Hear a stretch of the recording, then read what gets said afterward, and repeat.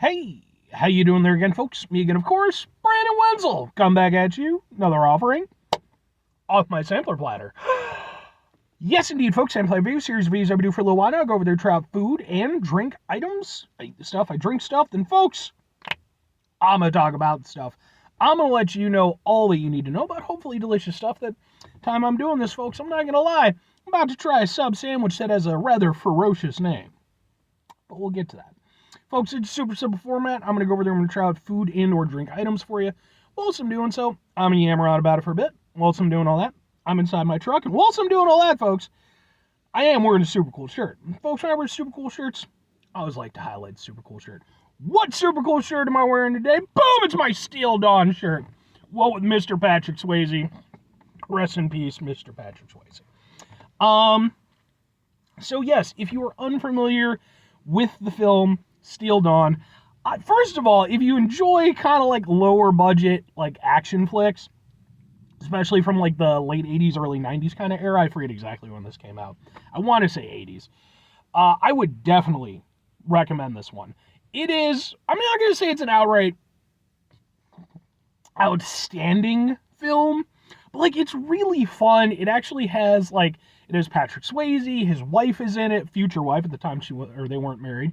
It has like some really great, solid like character actors in it. The action is actually really cool. Like it gave Patrick Swayze a nice opportunity to really kind of showcase, his flexibility and kind of range of motion he could with his action scenes. And it's just a cool movie. I honestly am sort of surprised given, obviously his eventual status, that it doesn't really get a lot more attention. It's like, again, it's not an outstanding film, but it is a really fun one. It did eventually receive an official Blu-ray release, I think in 2023 or 2022. You're able to pick it up at Walmart, which I absolutely did. And I highly recommend it if you get the opportunity. It's a lot of fun. But anyway, what am I trying for you today, folks? What are we doing here? Well, I decided that I needed some lunch, and that meant I was going to hop on over to, boom, Subway, specifically because they had a online deal where you could go over there if you bought 1 foot-long sub sandwich, you could get a second one for half price. And I was like, sure, that's fair enough. So, what is this particular sub sandwich? This is part of their Subway series of premium sandwiches. This is the Beast. Yeah, okay. It consists of pepperoni, Genoa salami, oven-roasted turkey, Black Forest ham, roast beef, 2 times the provolone, lettuce, tomato, onion, mayo, MVP Parmesan vinaigrette, and then they offer you your choice of bread. I, of course, got it on the toasted Italian herb and cheese bread. This is just like basically all their stuff. Short of like the chicken. I think that's about the only thing that isn't on this. So, but real quick, as this is a sub sandwich review, I just have to preface it with 3 things very quickly. Number 1, for over a year now, I've been going on sub sandwich adventures. What that means is I've been going out to basically every place that sells sub sandwiches, whether it's chain locations, Walmart, proper delis. I've been trying out their subs, reviewing them, and posting them here to YouTube. Second thing, not only have I been posting them to YouTube, I'm extra nice, I've been posting them to a specific playlist called Subs for Subs. So if you enjoy my sub sandwich content, first of all, thank you very much. Secondly, that's where it is. At the time I'm doing this, I have over 100 sub sandwich reviews, so that should keep you going for a while. But what if even that's not enough? What if you're just greedy for sub sandwich reviews? Well, folks, all you have to do is wait until Sunday. Why? Because Sunday is SUBday. That is my kitschy little thing that I came up with. So when Sunday kicks around, I upload sub sandwich reviews. Typically, I upload 2 of them, sometimes 3, sometimes 4. One time 1. Only once. So, anyway, let's get to the review. Let's take a look at this beast. And hopefully it'll be, worthy of its intimidating name. Okay. Alright, I mean, it's got a lot of stuff on it, that is for damn sure. It's going to be the best way to make this happen. Oh god, it's sloppy. It looks like, boom, like this. Can we get a thing? So it looks, ha ha ha ha ha. And then let's give it a shot. Yeah. I think this sub was about $15. Oh, inflation. $5 footlongs are a thing of the past.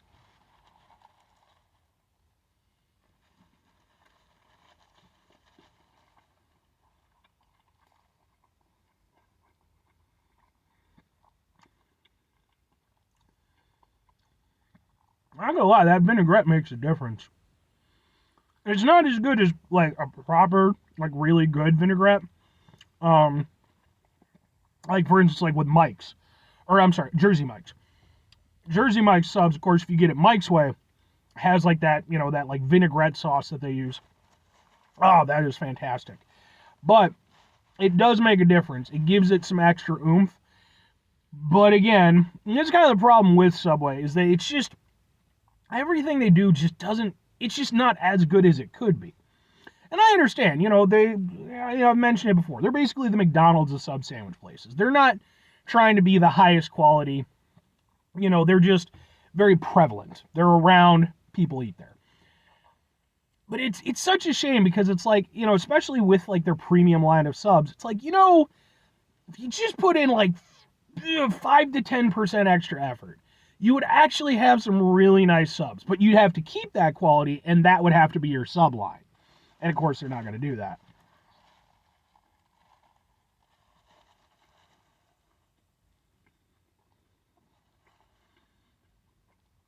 So, like, it's not a bad tasting sub at all.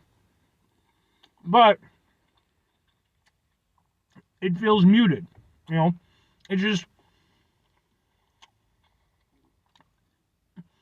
If I wasn't as aware as I am of the greatness that sub sandwiches can be through doing these reviews and stuff, I would be more inclined to be forgiving towards this.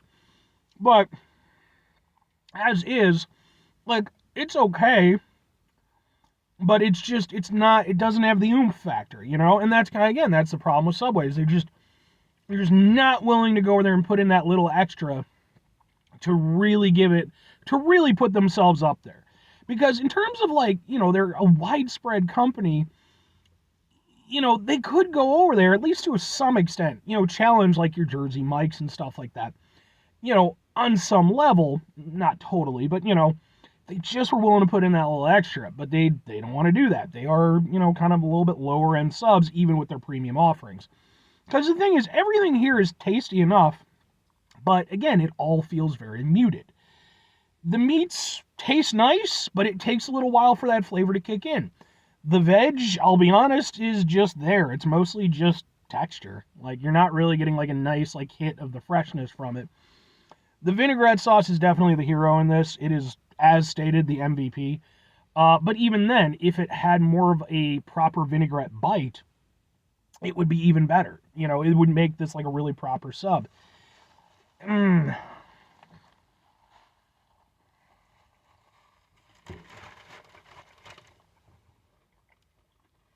mean, as a sub goes, it's not bad. As a Subway sandwich goes, it's probably the best Subway sandwich I've ever had, if I'm entirely honest with you. The vinaigrette makes a huge difference. It mixes with the mayo, so it gives it like an overall, like, whereas most Subway subs I find are lacking in flavor, this one has decent flavor throughout. And because it does have so many meats on there, even that manages to shine through despite having the vinaigrette and the mayo. Again, the veg really just doesn't do anything. You really need to have proper, like, super fresh veg to make that work. Two questions have to be asked. Would I get it again? Would I recommend it? Maybe occasionally, and sure. Again, for me personally, I don't need Subway, realistically, but, sometimes I do, there might be a Subway in a Walmart or something like that. Again, this is probably the best sub I've had from Subway. Like, everything it's doing competently. Typically, when I rate a sub or a Subway sub sandwich, I typically put it like around a C- or so. It's okay, but it's not. This, I'd be willing to give it a C, bordering on a C+.